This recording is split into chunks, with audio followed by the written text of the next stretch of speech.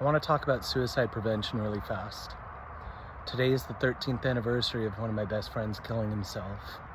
His name was Jeremy. Jeremy and I were in high school together, we're in the science club together, we spent the night at each other's houses, we did everything friends did together. We graduated high school in June of 2001. We were both 17. We were both C students, and neither of our families had money to send us straight to, a four-year school. So we both thought we were going to join the military. Being 17, his mom signed a waiver for him to join the Army. This is before September 11th, keep in mind. So he was in Germany, taking trains all over Germany, telling me how much fun it was, how easy the Army was at that point in time. So I enlisted in the Army because of Jeremy. September 11th happens. We both get deployed to Iraq. He's 13 Bravo, he's field artillery. I'm 19 Delta, I'm a cavalry scout. We both saw combat. We both saw significant combat. We both lost friends, both lost battle buddies. We both developed pretty bad PTSD. When we came home, we each had multiple tours. Jeremy's PTSD was too much. He put a gun to his chin and ended his pain. At first, I didn't believe it. First, I didn't think it could be true. First, I thought he wouldn't have done it. And then I thought maybe he'll live, because he did live for a day or two. But then I was mad at him. Like, why would he do this? Why would one of my best friends kill himself? And then I started to accept it, because thinking about my PTSD and my experience in Iraq, I kind of got it. I kind of knew where he was coming from. Now flash forward 13 years, and there's a lot of reasons why you could say my life is the best it's ever been. I'm happily married. I have two beautiful little girls. I have a degree. I have options for work. But there's still a lot of depression. The PTSD from 3 deployments. The PTSD from my old man kicked my butt when I was a little kid. I'm struggling at work, actually, the past couple years. I don't know if I'm in the job I want. Then just a few days ago, the straw that broke the camel's back, I lost my wallet. And I know losing your wallet's not that big of a deal, but I had all these things weighing on me, and the week of Jeremy dying has always been rough for me. Like, mentally, my brain just goes into this depressed mode around his birthday, around the anniversary of his death, and it always happens right around Memorial Day. Today is Friday and Memorial Day is on Monday, so his death always coincides with Memorial Day. So I've been in a pretty crappy place. So crappy that suicide went through my head a couple times in the past week. My wife noticed. My wife called the suicide prevention hotline for me and got me to talk to somebody. I only talked to him for 30 or 45 minutes that day because I was not cooperating very well. But then the next day somebody else called me and we spoke for almost 4 hours. That got me through that next couple of days. One of their suggestions was to keep photos of my little girls around me, because I told the psychologist that called me the number one thing keeping me from committing suicide myself is my 2 little girls.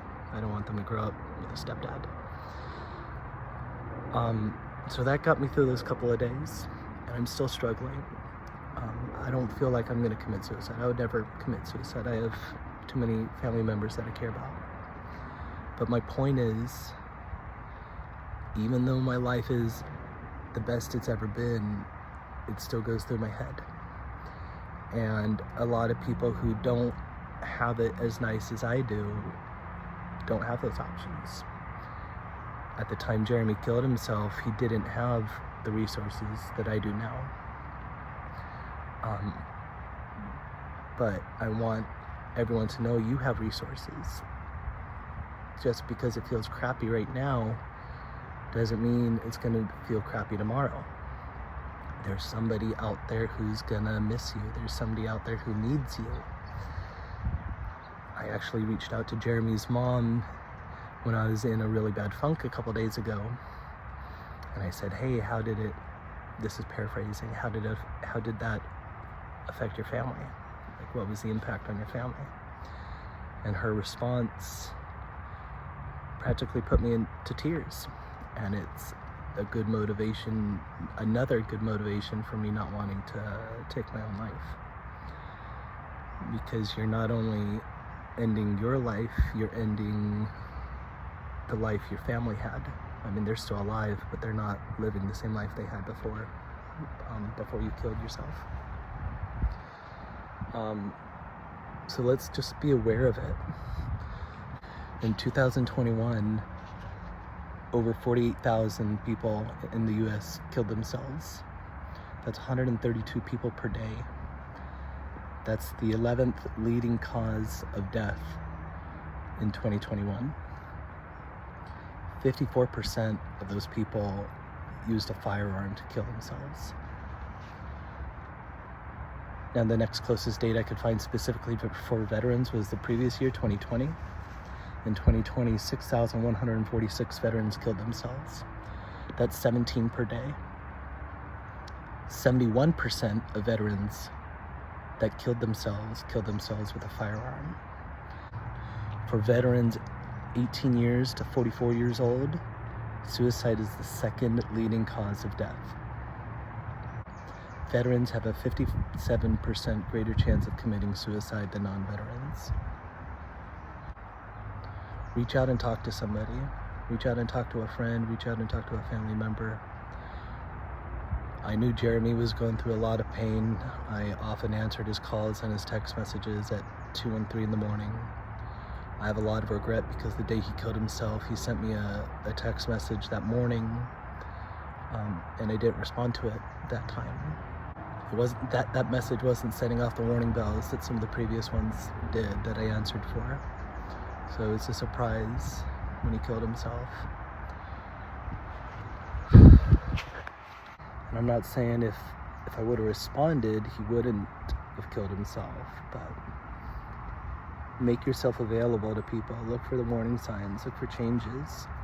The national hotline number is 988.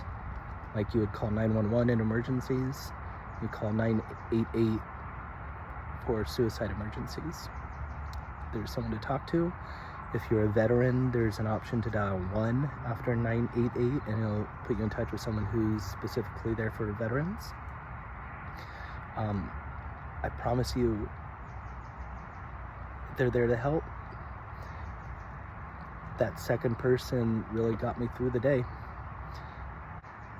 Making that choice doesn't only affect you, it affects everyone that loves you, everyone that's there for you. Whether you can see it now or not, there are people there that love you and will miss you when you're gone.